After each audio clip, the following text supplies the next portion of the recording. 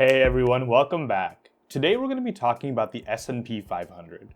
One of the, if not the most widely accepted measures of the strength and growth of the American economy, diversified over time across all sorts of different industries, all sorts of different companies.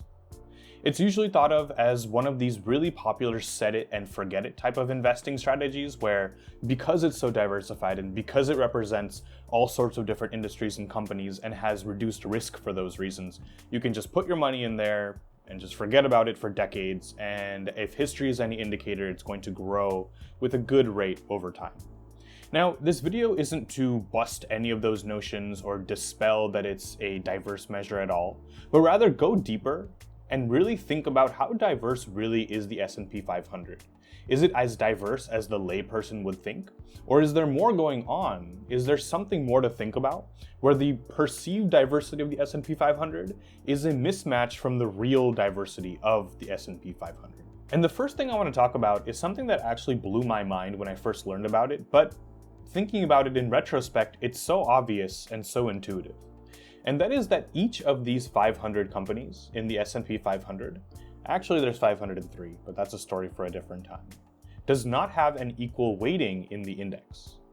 Some companies have far, far higher weights than others. For example, the one who's currently at the top of the index, Apple, has a weight of 7.36% of the overall weight of the index. Whereas something in the middle of the pack like Disney only has a 0.41% weight in the index, meaning that Apple actually has a 18 times higher weight than Disney in the index.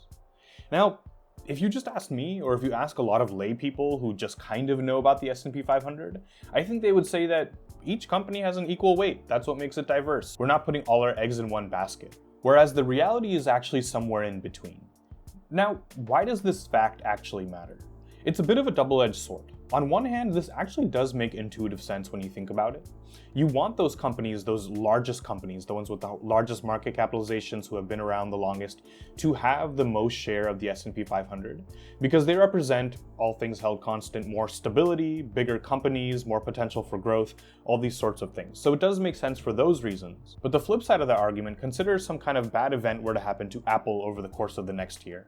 Let's say the latest iPhone doesn't sell very well, let's say they get involved in a lawsuit. Any random thing can happen to any random company. Now, if that impacts Apple, and Apple loses 10% of its value over the course of the next year, versus if Disney lost 10% of its value over the next year, we're actually going to see an 18 times difference in the loss we see in the overall S&P 500. It's not like a 10% loss in Apple and a 10% loss in Disney or a 10% loss in some stock at the bottom of that weighting is all going to have the same effect on the S&P 500. For better or worse, they're going to have very, very different effects on the S&P 500. The ones who make up the top of that index are going to have a lot more pull, both in the negative and positive directions, on the index. Another crazy fact that blew my mind, if you rank all the companies in the S&P 500 descending by the weight they make up in the index, just the top 10 companies, so the top 10 out of 500, that's just 2%, make up over 30% of the weight of the entire index. Now that really has implications for diversity because you can say that some companies will have good years, some companies will have bad years, it evens out, it grows over time. But if you look at just the top 10 companies, 10 is not a very large sample size, especially compared to 500. So you could conceivably have years where something bad happens by chance alone to most or all of these top 10 companies, which is going to have a 30% impact, which is going to impact 30% of the S&P 500. Just 2% of the companies make up 30% of the weighting of the index. The story kind of continues being interesting when we consider that usually people think of all these 500 or 503 really stocks in the S&P 500 as independent of each other. If something bad happens to Apple, then well, that probably won't mean that something bad is going to happen to Disney. There's not a causation there. So to challenge that notion, let's just consider a theoretical world where we have an S&P 2. Just two companies. And let's say that our two companies supply bread to the United States. Let's say the first company, Bread Co., supplies bread to the West Coast of the United States. And let's say the second company, Grainware, supplies bread to the East Coast of the United States. Now, there are definitely independent factors going on, given they serve different geographies. But let's say that we have an especially cold year where grain is really hard to grow and the supply of grain has shrank by a considerable amount. That's going to impact both companies. There's common factors that are going to impact positively or negatively companies who appear in the same industry, whether that's, well, bread in this very simple case, but in the real world, technology or healthcare or financials. The companies in these sectors do have a lot of independent forces going on. It's not like they're completely correlated, but there are industry-wide factors that can affect positively or negatively all the companies in a given industry. If, let's say, this year there's sweeping new AI regulations that the government enforces, that's going to impact a lot of companies in the technology sector in the short term here. As a proxy, we can assign each of the companies in the S&P 500 into what's called a GICS sector. These are things like technology, healthcare, finance, real estate, and so on and so on. Basically a way for us to logically group these companies together to understand which industries are making up the bulk of the weight of the S&P 500.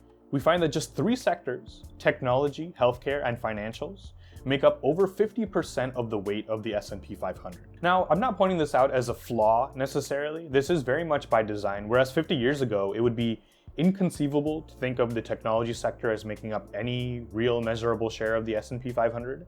Today, in this information-rich, knowledge-based world that we live in, it seems only natural that the information technology sector should make up the highest share by sector of the S&P 500.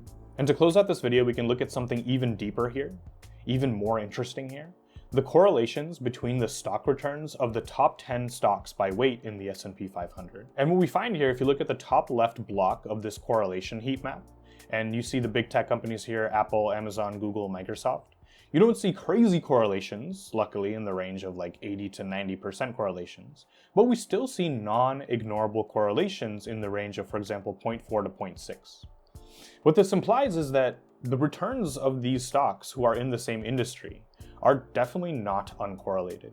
We find that in general, when the returns of one of these companies goes up, it's likely that the return of another one or the others of these companies are also going to go up, and same case for going down. Before researching this video, I pretty much thought I understood how the S&P 500 works. Well, it's got to be 500 diverse big companies in the American economy. They each get an equal weight. That way it's completely diversified and the risk is reduced to the investors. Now, the truth is somewhere between that and just investing in some individual stock. And so this video is not meant to scare you off from investing in the S&P 500. If history is any indicator, it's still a great tool for diversification, and it's still a great tool for set it and forget it, decades-long type of investing. What this video is meant to say is that, like many things in the world, question your beliefs about what you think. Just because the layperson or the narrative is this very simple packaged thing that's easy to sell to people, doesn't mean that the dynamics aren't more complicated, and complicated in a way that does have implications for what you pay attention to in the future. For example, now that you know that technology is the lion's share of the S&P 500, and the utilities sector, for example, is barely making up any share of the S&P 500, you'll know which headline to pay attention to more when it says something like tech stocks plummet or utility stocks soar today. You'll know which one matters more as an investor in the S&P 500. So happy New Year, everyone. Thanks for watching. Like and subscribe for more videos just like this one, and I'll see all you wonderful, wonderful people next time.